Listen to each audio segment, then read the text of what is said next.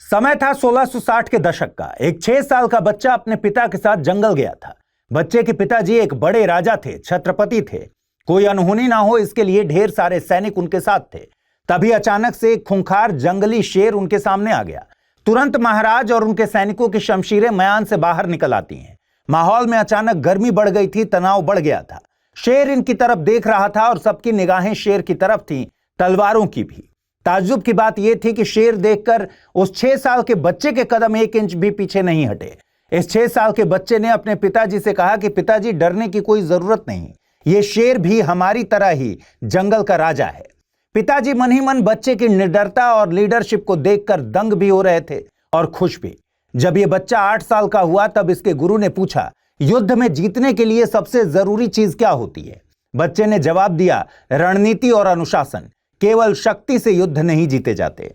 एक 8 साल का बच्चा इतनी गहराई से कैसे सोच सकता है?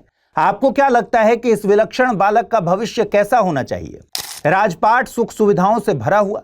जानते हैं, जब यह बच्चा बड़ा होकर 32 साल का हुआ तो इसके साथ क्या हो रहा था? 32 साल के उम्र में इनके नाखून उखाड़ दिए गए थे, जीभ काट दी गई थी और लोहे की गर्म सलाखों से आंखें फोड़ दी गई थीं। कहा जाता है कि इनके शरीर के टुकड़े टुकड़े करके नदी में बहा दिया गया था। जानते हैं इनके पिताजी का नाम क्या था?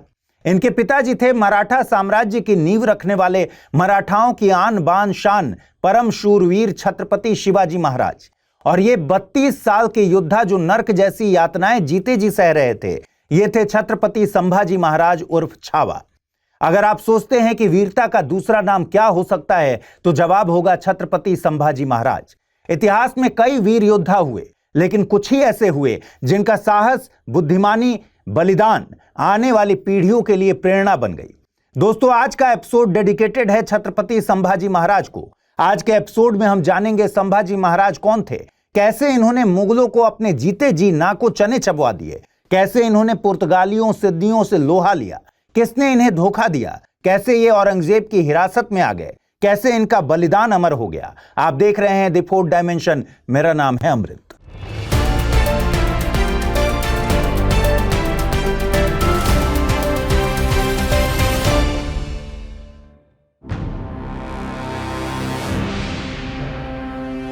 क्या आपको पता है पुरंदर का किला कहां है? पुरंदर का किला महाराष्ट्र के पुणे जिले में पड़ता है। यह एक पहाड़ पर बनाया गया है। यह किला पश्चिमी घाट में समुद्र तल से 1374 मीटर की ऊंचाई पर है और पुणे से 50 किलोमीटर दक्षिण पूर्व में सिचुएटेड है। यह किला 14वीं शताब्दी में बीजापुर और अहमदनगर सल्तनत के राजाओं के अधीन था। 1596 ईस्वी में अहमदनगर सल्तनत के बहादुर शाह ने छत्रपति शिवाजी महाराज के दादा मालोजी राजे भोसले को पुणे और सूपा का क्षेत्र प्रदान किया था और पुरंदर किला इस क्षेत्र में शामिल था। और फिर बाद में 1656 में छत्रपति शिवाजी महाराज ने इस किले पर अपना अधिकार कर लिया था। हम पुरंदर के किले की बात इसलिए कर रहे हैं क्योंकि संभाजी महाराज का जन्म इसी किले में 14 मई 1657 ईस्वी को हुआ था। संभाजी महाराज छत्रपति शिवाजी महाराज की पत्नी साईबाई के पुत्र थे।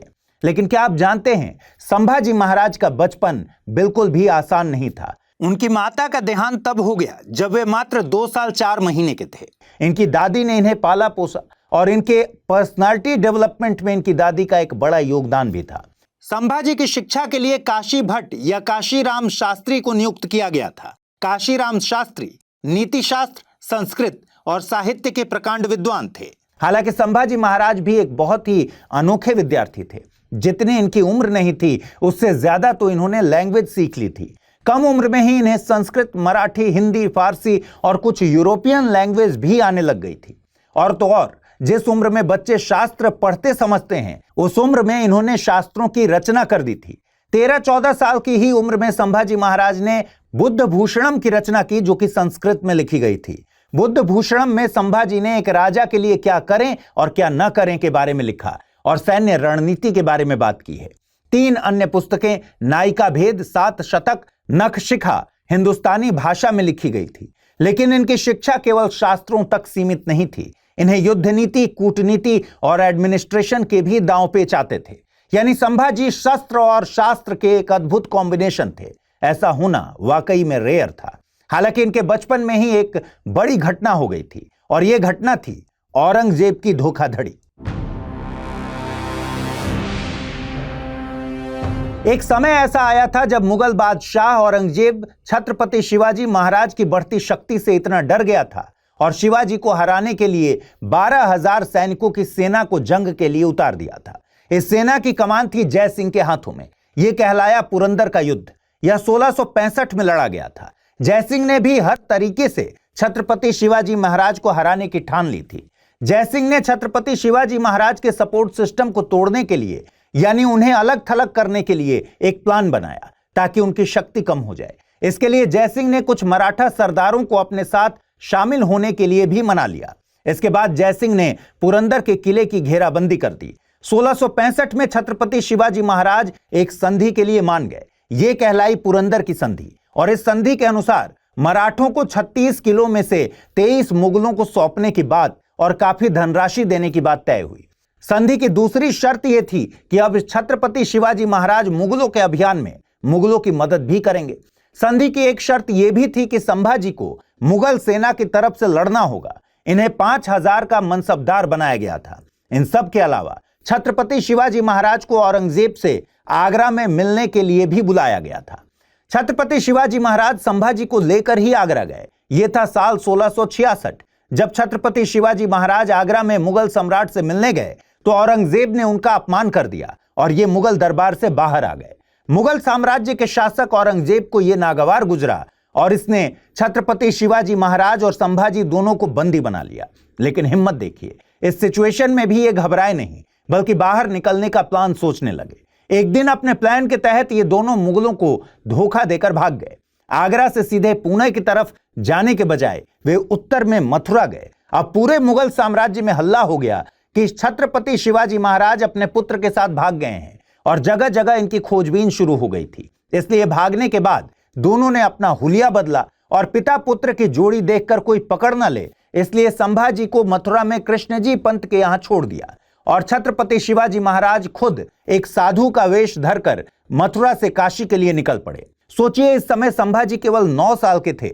ये उस समय घोड़े में बैठकर काशी, प्रयाग, गया होते हुए राजगढ़ के पास पहुंच गए। इन्होंने केवल 28 दिन में लगभग 2200 किलोमीटर कवर कर लिया था।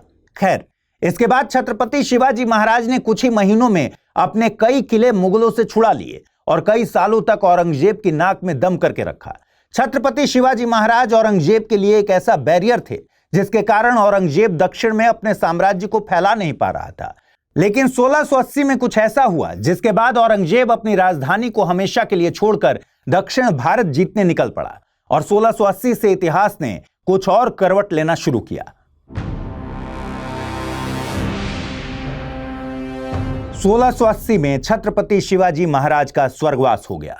अब सत्ता के गलियारों में यह सवाल गूंजने लगा कि छत्रपति शिवाजी महाराज के बाद कौन संभालेगा मराठा साम्राज्य। एक तरफ थे संभाजी और दूसरी तरफ थे छत्रपति शिवाजी महाराज की दूसरी संतान और संभाजी के सौतेले भाई राजा राम। दरबारियों का एक ग्रुप था जो संभाजी को सपोर्ट कर रहा था और एक ग्रुप था जो राजा राम को मराठा साम्राज्य की कमान सौंपना चाहता था। क्या आपको पता है कि जब छत्रपति शिवाजी महाराज का स्वर्गवास हो गया था तब संभाजी पन्हाला के किले में कैद थे। दरअसल कई जगह ऐसा उल्लेख किया गया है कि शिवाजी महाराज ने जिद और अनुशासनहीनता के कारण संभाजी को पन्हाला के किले में नजरबंद करवा दिया था। बहरहाल, जब मराठा गद्दी खाली हो गई तो संभाजी की सौतेली मां यानी सोयराबाई ने कई मराठा मंत्रियों और दरबारियों से समर्थन मांगा ताकि वो अपने 10 साल के बेटे राजाराम को अगला छत्रपति बना सकें। 3 अप्रैल 1680 को छत्रपति शिवाजी महाराज की मौत हुई और 21 अप्रैल 1680 को राजाराम को मराठा सिंहासन पर बैठा दिया गया। लेकिन जैसे ही संभाजी को इसकी सूचना मिली तो वे पन्हाला किले से किसी तरह निकल भागे और रायगढ़ के किले पर चढ़ाई कर दी तथा अपनी सौतेली मां सोयराबाई को कैद कर लिया। इस तरह संभाजी महाराज ने अपनी वीरता और प्रशासनिक क्षमता से खुद को योग्य साबित किया और बता दिया कि वही बनेंगे मराठा साम्राज्य के दूसरे छत्रपति। संभाजी 20 जुलाई 1680 को मराठा सिंहासन पर विराजमान हुए। लेकिन ये वो समय था जब सिंहासन कांटों से भरे हुए हुआ करते थे। खासतौर पर छत्रपति शिवाजी महाराज के जाने के बाद मराठा साम्राज्य के लिए यह समय बहुत कठिन होने वाला था और संभाजी के लिए भी, क्योंकि अब दक्षिण की तरफ बढ़ने वाला था क्रूरता की मिसाल आलमगीर औरंगजेब। संभाजी महाराज यूं ही छावा नहीं कहलाए, इसके लिए इनको अपने दुश्मनों के खून से अपनी तलवार का अभिषेक करना पड़ा। मराठा साम्राज्य के इस महान योद्धा ने अपने जीवन काल में कई युद्ध लड़े। गद्दी पर बैठने के 1 साल बाद ही यानी 1681 में संभाजी महाराज का पहला निशाना था बुरहानपुर। प्रेजेंटली बुरहानपुर मध्य प्रदेश का एक दक्षिणी जिला है, लेकिन उस समय बुरहानपुर मुगलों के लिए 2 मायनों में बेहद खास था। पहला, यह एक इंपॉर्टेंट कमर्शियल सेंटर था। दूसरा, यह स्ट्रेटेजिक पॉइंट ऑफ व्यू से औरंगजेब के दक्षिण अभियान का एक प्रवेश द्वार था। यानी अगर बुरहानपुर हाथ में आ गया तो मुगलों को एक बड़ा झटका लगना तय था। संभाजी महाराज ने भी गद्दी नशीं होते ही बता दिया कि वो भी अपने पिता के नक्शे कदम पर चलकर मुगलों को नेस्तोनाबूद करने वाले हैं। मराठा अक्सर गुरिल्ला छापामार युद्ध नीति से हमला किया करते थे।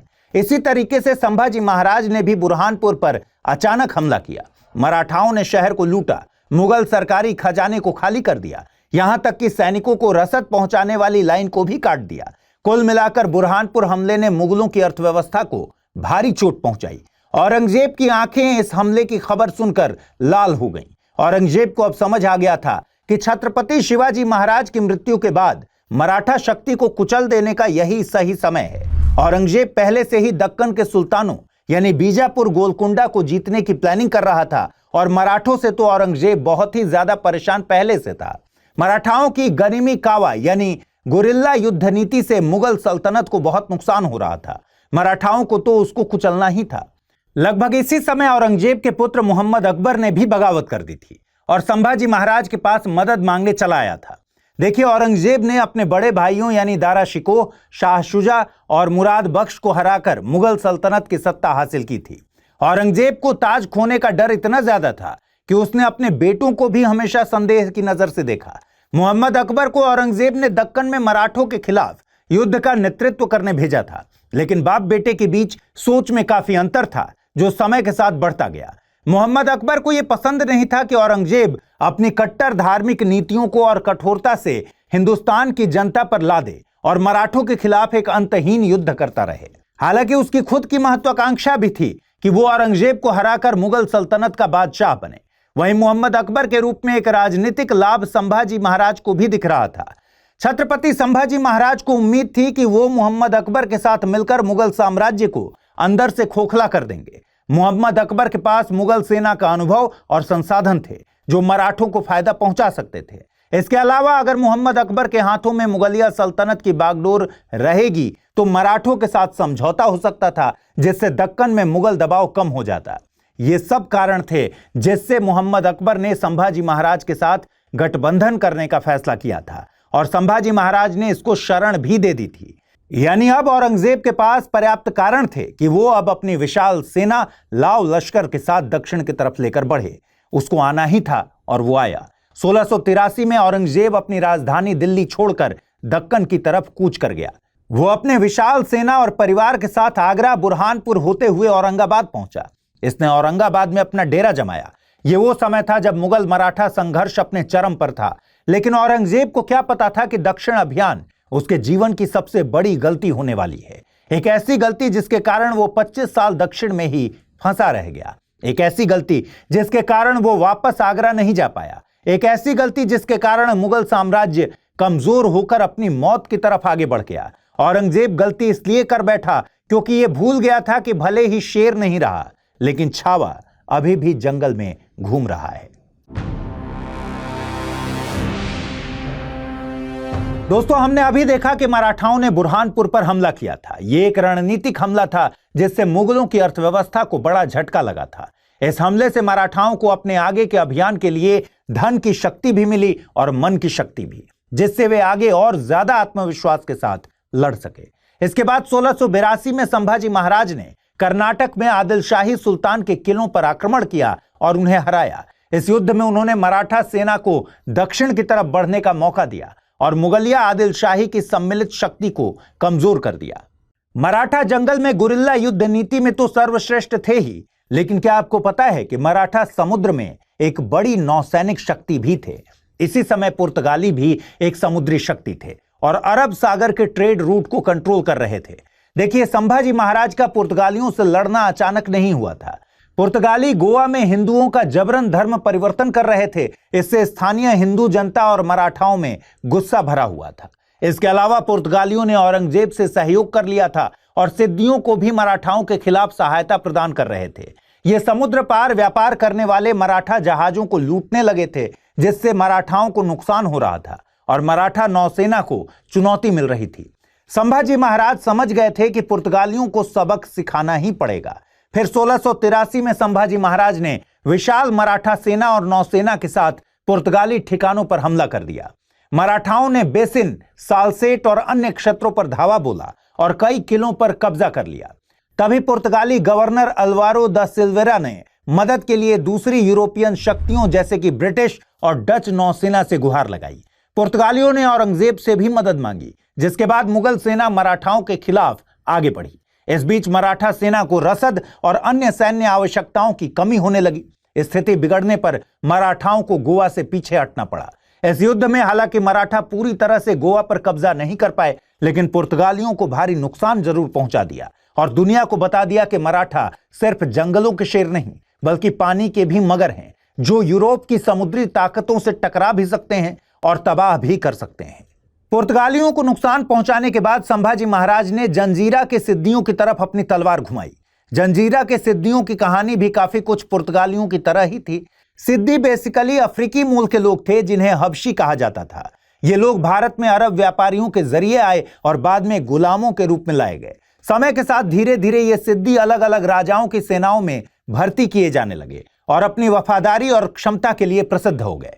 बाद में जंजीरा पर इन्हीं सिद्दियों का राज हुआ।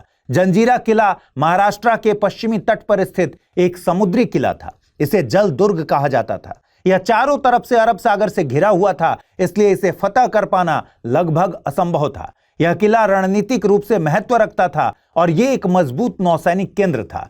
खास बात यह थी कि यह पुर्तगालियों, अंग्रेजों और मुगलों के समुद्री व्यापार मार्ग के पास था। औरंगजेब ने मराठाओं को घेरने के लिए जंजीरा के सिद्दियों के साथ हाथ मिलाया ताकि मराठों की नौसेना कमजोर हो जाए। यह गठबंधन मराठाओं के लिए परेशानी का कारण बना। इसलिए 1683 में संभाजी महाराज ने सिद्दियों की शक्ति को खत्म करने के लिए जंजीरा पर एक बड़ा सैन्य अभियान छेड़ा। मराठाओं ने जंजीरा को चारों तरफ से घेर लिया और सिद्दियों की नौसेना पर हमला कर दिया। युद्ध लंबा खिंच गया। इस बीच सिद्दियों को पुर्तगालियों और मुगलों से भी मदद मिल रही थी। मराठाओं ने कई नई रणनीतियां अपनाई, लेकिन सिद्दियों की मजबूत किलेबंदी को वो पार नहीं कर सके। बहरहाल एक तरफ मराठा सिद्दियों की घेरेबंदी में लगे थे, दूसरी तरफ संभाजी महाराज ने 1684 में रामनगर महाराष्ट्र में मुगलों की विशाल सेना को मात दे दी थी। इसके बाद फिर से वाई महाराष्ट्र में 1687 में एक और बड़ी मुगल सेना टुकड़ी को उन्होंने परास्त कर दिया था। मराठाओं का विजय रथ रुक नहीं रहा था। मुगलों की जड़ों को काटने में संभाजी महाराज लगे हुए थे, लेकिन इनको क्या पता था कि इनके अपने ही इनसे दगाबाजी कर देंगे और इन्हें नर्क की यातनाएं सहनी पड़ेंगी। 1687 में वाई की लड़ाई में एक बेहद खास मराठा कमांडर हम्बीर राव मोहिते वीर गति को प्राप्त हो गए थे। इसके कारण मराठा सेना में आत्मविश्वास की कमी सी आ गई थी। इसलिए संभाजी महाराज अपने आगे की लड़ाई की रणनीति को मजबूत करने के लिए संगमेश्वर आए थे। यहां इनके साथ इनके भरोसेमंद कवि कलश भी साथ थे। Sangameshwar strategic point of view से महत्वपूर्ण था, क्योंकि यह एक छिपा हुआ और सुरक्षित इलाका था। इसलिए यहां संभाजी महाराज ने लगभग 200 लोगों के साथ अपना काफिला रोका। लेकिन इनको क्या पता था कि मराठा दरबार में मौजूद गद्दार इनसे दगाबाजी और विश्वासघात कर देंगे। मराठा साम्राज्य के दरबार में गोपीनाथ पंत बुंदेले और हरिपंत ने मुगलों के साथ साठगांठ कर ली थी। एक और दगाबाज था गणोजी शिर्के, जो कि उनकी पत्नी का ही भाई था। इन लोगों ने मुगल सेनापति मुकर्रब खान को यह बता दिया कि संभाजी महाराज संगमेश्वर में मौजूद हैं और उनके साथ सुरक्षा भी बहुत कम है। मुकर्रब खान एक गुप्त रास्ते से 5000 सैनिकों की फौज के साथ वहां पहुंच गया। ये वो रास्ता था जो सिर्फ मराठों को पता था, इसलिए संभाजी महाराज भी इस हमले के लिए तैयार नहीं थे। एक तरफ थी 5000 की फौज और दूसरी तरफ संभाजी मुट्ठी भर सैनिकों के साथ थे। वे लड़े, लेकिन मुकाबला बराबरी का नहीं था। 1 फरवरी 1689 को मुकर्रब खान ने संभाजी महाराज और कवि कलश को बंदी बना लिया। संभाजी महाराज को लोहे की बेड़ियों में जकड़कर वर्तमान अहमदनगर जिले के पेड़ गांव में बहादुरगढ़ के किले में ले जाया गया। यहां औरंगजेब ने उन्हें अपमानित किया। औरंगजेब ने संभाजी महाराज को दो विकल्प दिए, या तो इस्लाम कबूल कर लो और मुगलों के साथ मिल जाओ, या फिर मौत को गले लगा लो। संभाजी महाराज ने इस्लाम कबूल करने से मना कर दिया। औरंगजेब ने भी नर्क जैसी यातनाएं देने का आदेश दे दिया। ऐसा कहा जाता है कि संभाजी महाराज को लगातार 40 दिनों तक यातनाएं दी गई। उनके नाखून उखाड़ दिए गए, उनकी जीभ काट दी गई, उनकी चमड़ी उधेड़ दी गई, उनकी आंखों में गर्म सलाखें डाल दी गई ताकि वो झुक जाएं। लेकिन यह छावा था, छावा यानी शेर का बच्चा। इसने दुश्मनों के आगे झुकना नहीं सीखा था। हर यातना को हंसते हंसते इन्होंने सह लिया। जब औरंगजेब ने देखा कि यातनाएं देकर भी संभाजी को झुकाया नहीं जा सकता, तो उसने 11 मार्च 1689 को संभाजी महाराज की हत्या कर दी। लेकिन औरंगजेब यह भूल गया था कि संभाजी महाराज सिर्फ एक व्यक्ति नहीं थे, बल्कि एक विचारधारा थे जिसे मिटाना असंभव था। और इस विचारधारा ने कुछ ही सालों में मुगल सल्तनत को खोखला करके तबाह कर दिया। संभाजी के मौत के बाद मराठा नेतृत्व राजाराम महाराज यानी संभाजी के सौतेले भाई के हाथ में आया।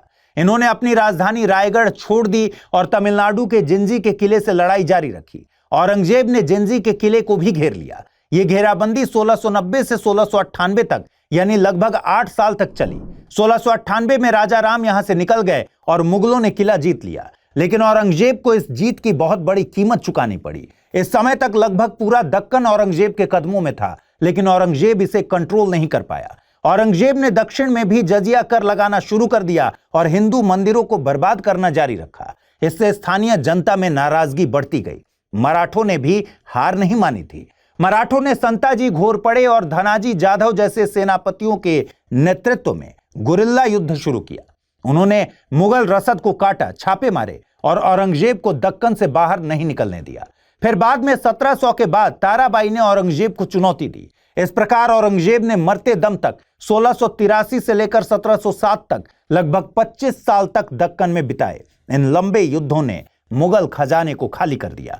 औरंगजेब की सेना में असंतोष बढ़ने लगा और इससे उत्तर भारत के स्थानीय सामंतों ने विद्रोह शुरू कर दिए। इससे साम्राज्य की नींव हिल गई और औरंगजेब के बाद मुगल साम्राज्य कभी भी अपने पैरों पर खड़ा नहीं हो पाया। छत्रपति शिवाजी महाराज के जाने के बाद मुगलों को लगा था कि अब मराठा उनके कदमों के नीचे होंगे, लेकिन मुगल शेर के बच्चे को भूल गए थे। औरंगजेब ने शेर छत्रपति शिवाजी महाराज के छावा संभाजी को कम करके आंका था।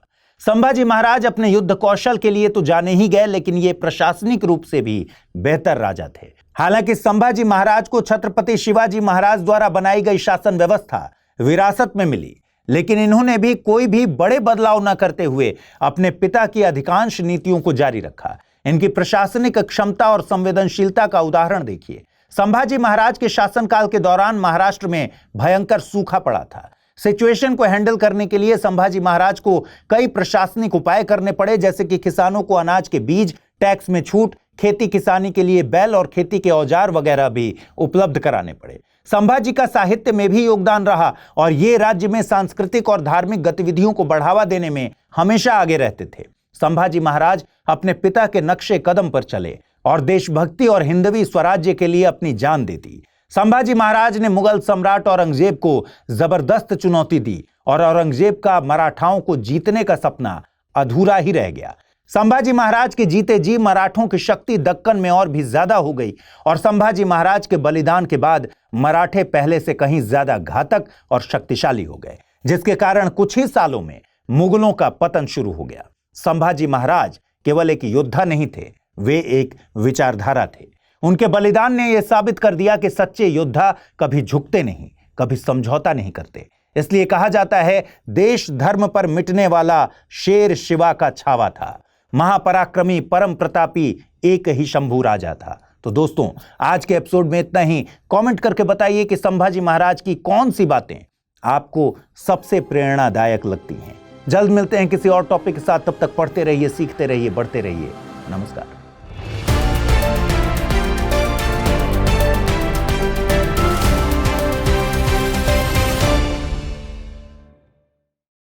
हिंदी में यूपीएससी की तैयारी से संबंधित प्रोग्राम्स को देखने के लिए सब्सक्राइब करें स्टडी IQ IAS हिंदी।